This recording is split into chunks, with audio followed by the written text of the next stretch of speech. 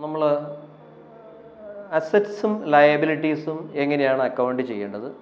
Rule number 1 നമ്മളതിനകത്ത് പറഞ്ഞു. അസറ്റ്സിനെ debit ചെയ്യണം, increase in assets debit ചെയ്യണം, ലയബിലിറ്റിയെ ക്രെഡിറ്റ് ചെയ്യണം, ഇൻക്രീസ് ഇൻ ലയബിലിറ്റിയെ ക്രെഡിറ്റ് ചെയ്യണം, ഡിക്രീസ് ഇൻ ലയബിലിറ്റിയെ ഡെബിറ്റ് ചെയ്യണം, ഡിക്രീസ് ഇൻ അസറ്റ്സിനെ ക്രെഡിറ്റ് ചെയ്യണം. ഇത് നമ്മൾ പറഞ്ഞു കഴിഞ്ഞു. ഓരോ എൻട്രി ഇടുമ്പോൾ അതിനൊരു ഡ്യുവൽ ആസ്പെക്റ്റ് ഉണ്ട്. അത് ഡബിൾ എൻട്രി ആയിട്ട് ഇടണം. ഓരോ ഡെബിറ്റിനും ഓരോ ക്രെഡിറ്റും എവിടെയാണ് പോകുന്നത്, അതിൻ്റെ ഇമ്പാക്റ്റ് എങ്ങനെയാണ് അക്കൗണ്ടുകളിൽ വരിക, അത് ബാലൻസ് ഷീറ്റിൽ എങ്ങനെ റിഫ്ലക്റ്റ് ചെയ്യണം എന്ന് നമ്മളൊരു സെപ്പറേറ്റ് എൻറ്റിറ്റി എന്ന് പറഞ്ഞ കോൺസെപ്റ്റ് ഉപയോഗിച്ച് എക്സ്പ്ലെയിൻ ചെയ്തു. ഇനി നമ്മൾ എക്സ്പ്ലെയിൻ ചെയ്യാൻ പോകുന്നത് ഇൻകം എന്താണ്, എക്സ്പെൻസ് എന്താണ്, ഇത് ഡബിൾ എൻട്രി ചെയ്യുമ്പോൾ അതിൻ്റെ ലോജിക്ക് എന്താണ് എന്ന് നമ്മൾ ഈ അമേരിക്കൻ കോൺസെപ്റ്റ് ഉപയോഗിച്ചിട്ട് മനസ്സിലാക്കാൻ ശ്രമിക്കുകയാണ്. നമ്മൾ നേരത്തെ ഓൾഡ് റൂളിലൊക്കെ ഡെബിറ്റ് നോമിനൽ അക്കൗണ്ട് ആണെങ്കിൽ അതിനെ ഡെബിറ്റ് ചെയ്യണം, അത് എക്സ്പെൻസ് ആണെങ്കിൽ അല്ലെങ്കിൽ ലോസ് ആണെങ്കിൽ ഡെബിറ്റ് ചെയ്യണം, ഇൻകം ആണെങ്കിൽ ക്രെഡിറ്റ് ചെയ്യണം, ഗെയിൻ ആണെങ്കിൽ ക്രെഡിറ്റ് ചെയ്യണം എന്ന് പഠിച്ചിട്ടുണ്ട്. പക്ഷേ അതിൻ്റെ ഇമ്പാക്റ്റ് മനസ്സിലാക്കാൻ ഈ പുതിയ റൂൾ നിങ്ങളെ വളരെയധികം സഹായിക്കും. ഏറ്റവും ഇമ്പോർട്ടൻ്റ് ആയിട്ട് മനസ്സിലാക്കേണ്ട ഒരു കാര്യം, ഇൻകം എന്ന് പറഞ്ഞാൽ നമ്മൾ നേരത്തെ പറഞ്ഞല്ലോ, നേരത്തെ തൊട്ട് മുമ്പ് പറഞ്ഞ എക്സാമ്പിൾ തന്നെ നമുക്ക് എടുക്കാം. ഓണർ നമുക്ക് 1 lakh ക്യാപിറ്റൽ കോൺട്രിബ്യൂട്ട് ചെയ്തിട്ടുണ്ട്. ബിസിനസ്സിൻ്റെ കയ്യിൽ അത് ലയബിലിറ്റി ആയിട്ട് കാണിച്ചിട്ടുണ്ട്. നമ്മുടെ കയ്യിൽ ക്യാഷുണ്ട്, ഒരു ഫേർണിച്ചറും ഉണ്ട്. ഇനി ഇൻകം എന്ന് പറഞ്ഞാൽ നമ്മൾ ഉദ്ദേശിക്കുന്നത് എന്താണ്? ഇൻകം എന്ന് പറഞ്ഞാൽ ഓണറുടെ ഇക്വിറ്റി ഇൻക്രീസ് ചെയ്യണം. അതായത് ഇൻകം വന്നാൽ ഓണർക്ക് കൊടുക്കാനുള്ള ലയബിലിറ്റി വേണം. ഞാൻ നേരത്തെ പറഞ്ഞ ഒരു എവറി ഡേ എക്സാമ്പിളിൽ എൻ്റെ ഫാദറിനോട് ഞാൻ 1000 rupees ബിസിനസ്സിൽ ചെയ്യാൻ വേണ്ടി വാങ്ങിച്ചു. ഈവനിങ്ങിൽ അത് 1200 rupees ആയിട്ടുണ്ടെങ്കിൽ അത് എൻ്റെ മണിയല്ല, ഫാദറിന് തിരിച്ചു കൊടുക്കണം എന്ന് പറഞ്ഞാൽ അദ്ദേഹം തന്ന ക്യാപിറ്റൽ ഇൻക്രീസ് ചെയ്യുക ചെയ്ത്. എന്തുകൊണ്ടാണ് 1000 rupees അദ്ദേഹം കടന്നത് 1200 ആയിട്ട് മാറിയത്? ബിക്കോസ് ഞാൻ അവിടെ കുറച്ച് എക്സ്പെൻസ് വന്നിട്ടുണ്ട്, കുറച്ച് ഇൻകം വന്നിട്ടുണ്ട്. ഇൻകം എക്സ്പെൻസിനേക്കാളും കൂടിയത് കൊണ്ടാണ് എനിക്ക് തീർച്ചയായിട്ടും 1200 ആയിട്ട് മാറി നിൽക്കുന്നത്. അതിൻ്റെ അർത്ഥം നമ്മൾ തുടങ്ങിയ ക്യാപിറ്റൽ ഈവനിങ്ങിൽ എൻഡെത്തുമ്പോൾ അത് കൂടിയതായിട്ട് കണ്ടാൽ അതിൻ്റെ മീനിങ് അവിടെ പ്രോഫിറ്റ് ഉണ്ടായിട്ടുണ്ട്, അല്ലെങ്കിൽ ഇൻകം എക്സ്പെൻസിനേക്കാളും കൂടിയിട്ടുണ്ട്. അതായത് ക്യാപിറ്റൽ കൂടുമ്പോൾ അവിടെ ഇൻകം വരണം എന്നുള്ള ഒരു ഐഡിയ ആണ് നമുക്ക് കിട്ടുക. അപ്പോൾ നമ്മൾ ഇൻകം അക്കൗണ്ട് ചെയ്യുമ്പോൾ ഏറ്റവും അധികം ശ്രദ്ധിക്കേണ്ടത് എക്വിറ്റി ഇൻക്രീസ് ചെയ്യണം. അതായത് ബിസിനസ്സിൽ ഇൻകം വരുമ്പോൾ ഓണറുടെ ക്യാപിറ്റൽ കൂടണം. നേരത്തെ പറഞ്ഞ കോൺസെപ്റ്റ് മനസ്സിലായിട്ടുണ്ടെങ്കിൽ തീർച്ചയായിട്ടും നിങ്ങൾക്ക് ഇത് ഈസി ആയിട്ട് മനസ്സിലാവും. ഓണറുടെ ക്യാപിറ്റൽ കൂടുന്നത് എപ്പോഴാണ്? ഓണറുടെ ക്യാപിറ്റലിനെ നമ്മൾ ഓൾറെഡി ക്യാപിറ്റൽ ക്രെഡിറ്റ് ചെയ്ത് വെച്ചിട്ടുണ്ട്. അപ്പോൾ ആ ക്രെഡിറ്റ് കൂടണമെങ്കിൽ തീർച്ചയായിട്ടും ഒരു ക്രെഡിറ്റും കൂടെ വരണം. അപ്പോൾ ഇൻകം ഈ ക്യാപിറ്റലിൽ ആഡ് ചെയ്ത് വരേണ്ട സാധനമാണ്, ക്രെഡിറ്റ് ചെയ്ത് വരേണ്ട സാധനമാണ്. അപ്പോൾ ഇൻകം അൾട്ടിമേറ്റ്ലി ക്യാപിറ്റൽ കൂടണം, അൾട്ടിമേറ്റ്ലി ക്യാപിറ്റൽ ക്രെഡിറ്റ് ചെയ്യണം. അപ്പോൾ ഇൻകം ക്രെഡിറ്റ് ചെയ്യുന്നതിൻ്റെ ലോജിക്ക് അതാണ്.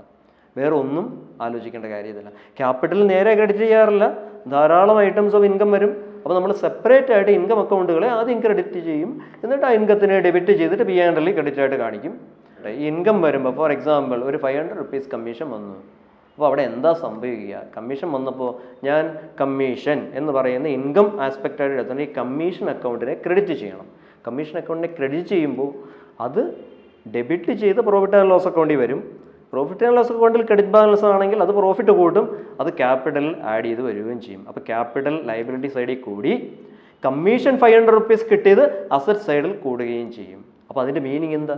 ഇൻകം വന്നപ്പോൾ എനിക്ക് അസറ്റ് ബിസിനസ്സിന് കൂടുതൽ വന്നു, അപ്പോൾ തീർച്ചയായിട്ടും ഓണർക്ക് കൊടുക്കാനുള്ള പ്രോഫിറ്റും കൂടണം. അല്ലെങ്കിൽ ഇങ്ങനെ പറയാം, ഓണർക്ക് കൊടുക്കാനുള്ള പ്രോഫിറ്റ് കൂടുമ്പം അതിന് കറസ്പോണ്ടിങ് ആയിട്ട് എനിക്ക് ക്യാഷ് അസറ്റായിട്ട് ബാലൻസ് ഷീറ്റിൽ വന്നിട്ടുണ്ട്.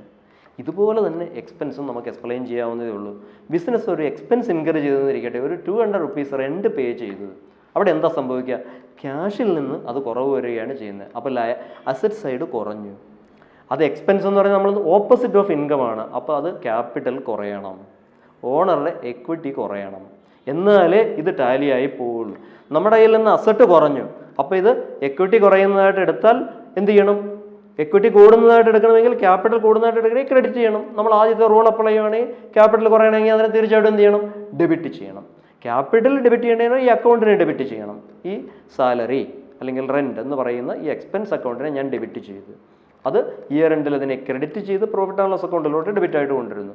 പ്രോഫിറ്റ് ആൻഡ് ലോസ് അക്കൗണ്ടിലൊരു ഡെബിറ്റ് ഐറ്റം എന്നാൽ നിങ്ങൾക്കറിയാം തീർച്ചയായിട്ടും അത് പ്രോഫിറ്റിനെ കുറയ്ക്കും. അപ്പോൾ ക്യാപിറ്റലിൽ നിന്ന് കുറവ് വരും. അപ്പോൾ ഇവിടെ ക്യാഷിൽ നിന്ന് കുറവ് വന്നത് ക്യാപിറ്റലിൽ നിന്ന്. അങ്ങനെ ടാലി ആയിട്ട് പോകണമെങ്കിൽ നിങ്ങൾക്കിപ്പോൾ മനസ്സിലായി കാണും, ഇൻകത്തിന് ക്രെഡിറ്റ് ചെയ്യണം so that equity is increased and the same thing is reflected by way of in increase in asset. Expense should be debited so that capital is reduced, which is reflected by way of decrease in asset. ഇതാണ് ഇൻകത്തിൻ്റെയും എക്സ്പെൻസിൻ്റെയും ഒരു logic. അപ്പോൾ ഇതിൽ നിന്ന് income credit ചെയ്യണമെന്നും expense debit ചെയ്യണമെന്നും നിങ്ങൾക്ക് മനസ്സിലായി എന്ന് ഞാൻ വിചാരിക്കുന്നു. നമ്മളിപ്പോൾ 2 റൂളുകൾ പറഞ്ഞു. അസറ്റ്സ് ഡെബിറ്റാണ്, ലയബിലിറ്റി ക്രെഡിറ്റ് ആണ്. അസറ്റിൻ്റെ ഇൻക്രീസും ഡെബിറ്റ് ചെയ്യണം, അസറ്റിൻ്റെ ഡിക്രീസ് ക്രെഡിറ്റ് ചെയ്യണം. ലയബിലിറ്റി ഇൻക്രീസ് ചെയ്താൽ ക്രെഡിറ്റ് ചെയ്യണം, ലയബിലിറ്റി ഡിക്രീസ് ചെയ്താൽ ഡെബിറ്റ് ചെയ്യണം. ഇൻകം ക്രെഡിറ്റ് ആണ്, എന്തുകൊണ്ടാണ്? അതുപോലെ തന്നെ എക്സ്പെൻസ് ഡെബിറ്റ് ആണ്, അതെന്തുകൊണ്ടാണ്? ഇത്രയും നമ്മൾ പഠിച്ചു കഴിഞ്ഞു. അപ്പോൾ ഇൻകം ക്രെഡിറ്റ് ആണെങ്കിൽ നമ്മൾ എന്ത് ചെയ്യണം? ഒരു ഐറ്റം ഓഫ് ഇൻകം അല്ല നമുക്കുള്ളത്, ധാരാളം ഹെഡ്സ് ഉണ്ടാകും, കമ്മീഷൻ ഉണ്ടാകും, സെയിൽ ഉണ്ടാകും, ഇൻട്രസ്റ്റ് ഉണ്ടാകും. ഇതെല്ലാം ഈ അക്കൗണ്ട് എല്ലാം ക്രിയേറ്റ് ചെയ്യുന്ന, നേരത്തെ പറഞ്ഞ പോലെ ക്രെഡിറ്റ് ചെയ്യുക. അതുപോലെ എക്സ്പെൻസുകളും ഒരൈറ്റം മാത്രമല്ല നമുക്കുള്ളത്. നമ്മൾ എന്ത് ചെയ്യുന്നു? അവിടെ എക്സ്പെൻഡിച്ചർ അക്കൗണ്ടുകളെല്ലാം ഡെബിറ്റ് ചെയ്യുന്നു. ഞാൻ നേരത്തെ പറഞ്ഞ പോലെ ഡെബിറ്റ് നിങ്ങൾക്കറിയാം എന്താണ്. ഇനി ഇൻകം അക്കൗണ്ട്സ് എല്ലാം ഇയർ എൻഡിൽ എന്ത് ചെയ്യും? ക്രെഡിറ്റ് ആയിട്ടുള്ള ഇൻകം ഐറ്റംസ് എല്ലാം ഡെബിറ്റ് ചെയ്തിട്ട് പ്രോഫിറ്റ് ആൻഡ് ലോസ് അക്കൗണ്ടിലോട്ട് ക്രെഡിറ്റ് സൈഡിലോട്ട് ട്രാൻസ്ഫർ ചെയ്യുന്നു.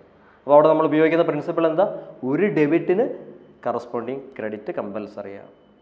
ഇനി അതുപോലെ തന്നെ എക്സ്പെൻഡിച്ചർ അക്കൗണ്ടുകളിലുള്ള എല്ലാ ഡെബിറ്റും, എക്സ്പെൻഡിച്ചർ നമ്മൾ ഡെബിറ്റ് ചെയ്ത് വെച്ചിരിക്കുക, അതെല്ലാം ക്രെഡിറ്റ് ചെയ്ത് പ്രോഫിറ്റ് ആൻഡ് ലോസ് അക്കൗണ്ടിൻ്റെ ഡെബിറ്റ് സൈഡിലോട്ട് മാറ്റുക. ഒരു ഡെബിറ്റിന് ഒരു ക്രെഡിറ്റ്, ഒരു ക്രെഡിറ്റിന് ഒരു ഡെബിറ്റ്. ഇപ്പോൾ അക്കൗണ്ട്സ് എങ്ങനെയിരിക്കുന്നത്? ഇൻകമായിട്ട് വന്നിരിക്കുന്ന എല്ലാ ക്രെഡിറ്റുകളും പ്രോഫിറ്റ് ആൻഡ് ലോസ് അക്കൗണ്ടിൻ്റെ ക്രെഡിറ്റ് സൈഡിലോട്ട് ട്രാൻസ്ഫർ ചെയ്തു. ഫോർ എക്സാമ്പിൾ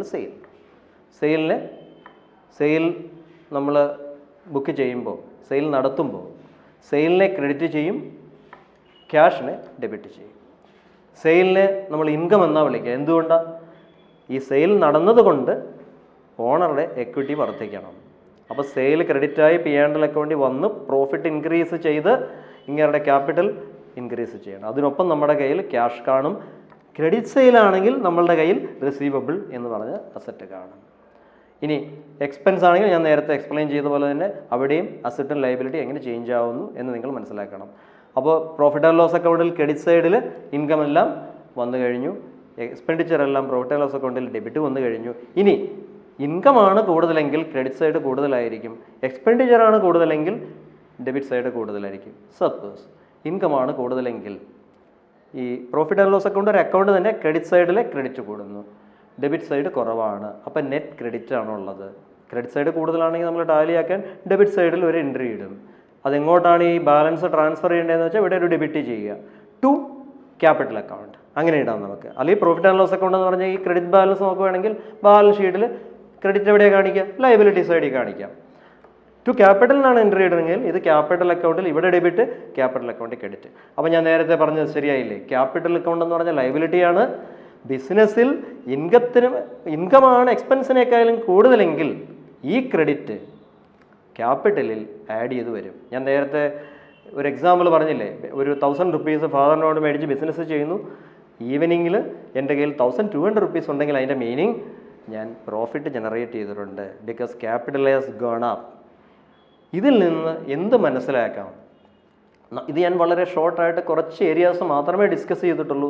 ഒരു ഫുൾ P&L അക്കൗണ്ടും ബാലൻസ് ഷീറ്റും പ്രിപ്പയർ ചെയ്യണമെങ്കിൽ നമ്മൾക്ക് വേറെ കുറച്ച് കോൺസെപ്റ്റുകളും കൂടെ മനസ്സിലാക്കണം. പ്രോഫിറ്റ് ആൻഡ് ലോസ് അക്കൗണ്ട് നമ്മൾ പ്രിപ്പയർ ചെയ്യുന്നത് മാച്ചിങ് എന്ന് പറഞ്ഞ പ്രിൻസിപ്പിൾ വെച്ചാൽ, ആ മാച്ചിങ് പ്രിൻസിപ്പിൾ മനസ്സിലാക്കിയാൽ മാത്രമേ, അതുപോലെ ക്യാപിറ്റൽ റവന്യൂ എന്ന് പറയുന്ന ഒരു കോൺസെപ്റ്റ് ഉണ്ട്, ഈ കോൺസെപ്റ്റും ഒക്കെ ചേർത്ത് മനസ്സിലാക്കണം. അപ്പോഴേ അക്രൂവൽ എന്താണ്, ക്യാഷ് ബേസിസ് എന്താണെന്നൊക്കെ മനസ്സിലാക്കാൻ പറ്റും. ഈ കാര്യങ്ങളെല്ലാം മനസ്സിലാക്കാനായിട്ട് ഞങ്ങളൊരു ഫർദർ വീഡിയോ പബ്ലിഷ് ചെയ്യുന്നുണ്ട്. നിങ്ങൾ അതും കൂടെ കേൾക്കുകയാണെങ്കിൽ ബേസിക്സ് ഓഫ് അക്കൗണ്ടിങ് വളരെ ക്ലിയർ ആകും. അപ്പോൾ ഇപ്പോൾ ഇതിൽ നിന്ന് ഇൻ ഷോർട്ട് ചുരുക്കി പറഞ്ഞാൽ എന്ത് മനസ്സിലാക്കും? ഒരു അക്കൗണ്ടിങ് ട്രാൻസാക്ഷൻസ് നടന്നാൽ അത് ഡെബിറ്റ് ചെയ്യണോ ക്രെഡിറ്റ് ചെയ്യണോ എന്ന് മനസ്സിലാക്കാൻ നിങ്ങൾ ആകെ ചെയ്യേണ്ടത് ഈ ഐറ്റം അസറ്റ് ആണോ, അത് ലയബിലിറ്റി ആണോ, അത് ഇൻകം ആണോ, അത് എക്സ്പെൻസ് ആണോ എന്ന് മാത്രം മനസ്സിലാക്കിയാൽ മതി.